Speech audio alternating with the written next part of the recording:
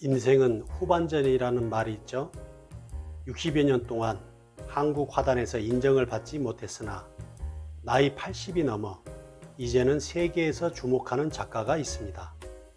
바로 이승택 작가입니다.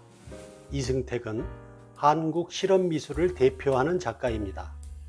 그는 1932년 함경남도 고원이라는 고장에서 태어나 19세까지 살다가 한국전쟁 때 남아한 실향민이기도 합니다. 이승택은 홍대 미대에서 조각을 전공하여 독립기념관의 윤봉길 의사 등의 인물 조각을 했으며 이를 통해 어느 정도 경제적 기반을 마련하기도 했습니다. 이승택은 설치라는 개념조차 없던 60년대부터 전위적인 설치 예술을 시작합니다. 그는 비주류의 이단적 제야 작가라고 불렸으며 이 때문에 이승택은 이번 생에서 인정받기는 글렀다고 체념했다고 합니다.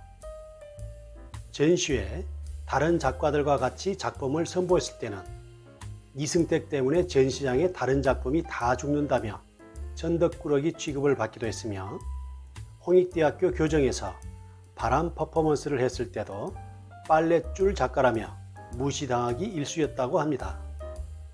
그는 미술 비평가들이 예를 들어 한국의 미술가 50선 같은 것을 선정할 때도 한 번도 선정된 적이 없었다고 회고합니다. 이승택은 2009년 백남준 아트센터에서 주관한 제1회 국제예술상에서 상을 받으며 조금씩 대중에게 알려지게 됩니다.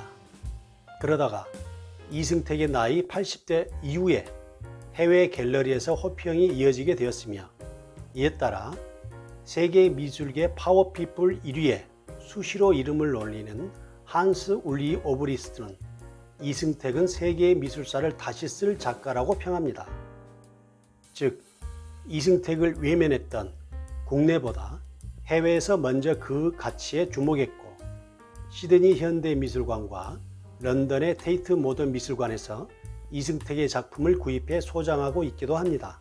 이로 한 가지를 말씀드리면 2017년에 뉴욕 레비고비 갤러리 초청으로 전시회를 개최합니다. 당시 갤러리 큐레이터들이 이승택에게 반신반의하면서 내건 조건이 세계에 없는 것을 새로운 것을 보여줘야 하며 뉴욕 시민들을 감동시킬 수 있는 미술품을 전시해야 한다는 것이었는데 이승택은 내심 자신이 있었다고 합니다. 아마도 스스로 나는 그 조건에 딱 들어맞는 작가라고 생각했던 것은 아닐까요? 결론적으로 그 초대전은 대성공을 거두었고 그의 전시작품은 거의 다 팔렸다고 합니다. 이승택은 서구에 깎거나 붙이는 근대적인 조각 개념에서 벗어나 비조각이라는 개념에서 출발한 전위적인 작품을 발표합니다. 이승택의 비조각은 많은 사유 끝에 탄생한 작품 세계입니다. 이승택의 말에 따르면 60년대 자코메티의 조각은 인체의 형태나 근육을 배제하고 뼈만 남겼었다. 나는 여기에 한술 더 떠서 뼈마저 부정하면 뭐가 될까? 그렇다면 형체가 없는 작품 아닌가? 미술은 형체를 주로 다루는 것인데 형체 없는 미술이 가능할까 하면서 많은 생각을 했다고 합니다. 이승택의 작품 세계를 대변하는 비조각이라는 작품 세계는 크게 비물질과 묵기로 대별됩니다. 첫째, 이승택은 자연과 같은 비물질을 작업의 중요 키워드로 삼습니다. 즉 그는 바람과 연기와 같은 시각화하기 어려운 비물질을 조형하였는데 그의 바람 민속놀이가 대표적인 작품입니다. 둘째, 이승택은 그의 작품에서 묵기를 많이 사용하였는데 대표적인 작품이 고드렛돌이라는 작품입니다. 따라서 그는 자신을 노끈 작가라고 스스로 부르기도 했습니다. 먼저 이승택의 비물질이라는 작품의 특징을 대표하는 바람 민속놀이라는 퍼포먼스 작품입니다.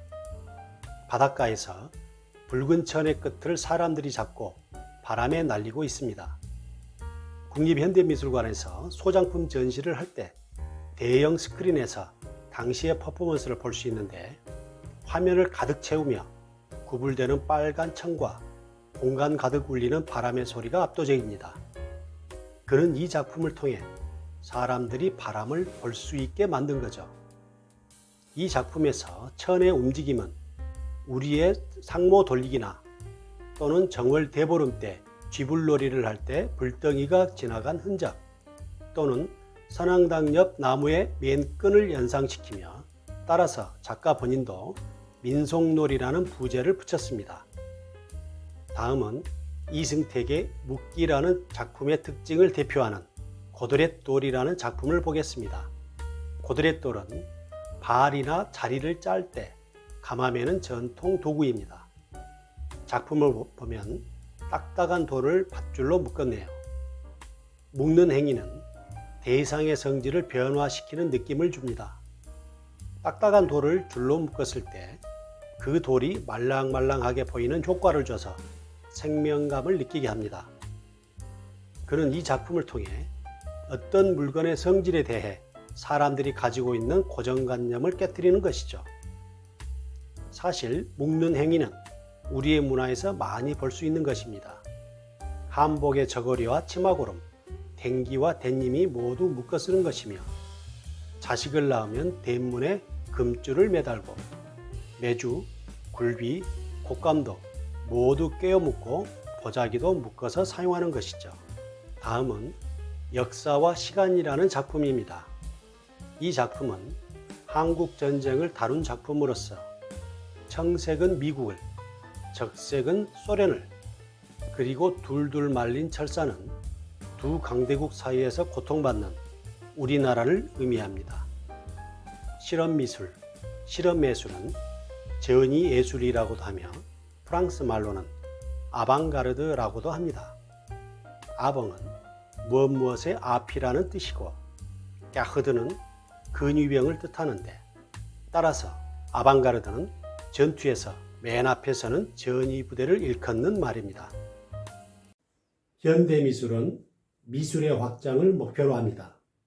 즉 미술의 재료나 형식도 기존과는 달리해서 미술이라는 틀을 계속 깨는 것이 현대미술의 주된 흐름인 것이죠. 우리나라에서는 60년대 중반 이후로 이승택을 필두로 사각형의 캔버스를 뛰어넘으려 하는 실험미술이 꾸준히 등장하기 시작합니다. 우리나라에서 실험미술은 우리의 현대미술을 더 풍부하게 하는 빼놓아서는 안 되는 중요한 축인 것입니다. 감사합니다.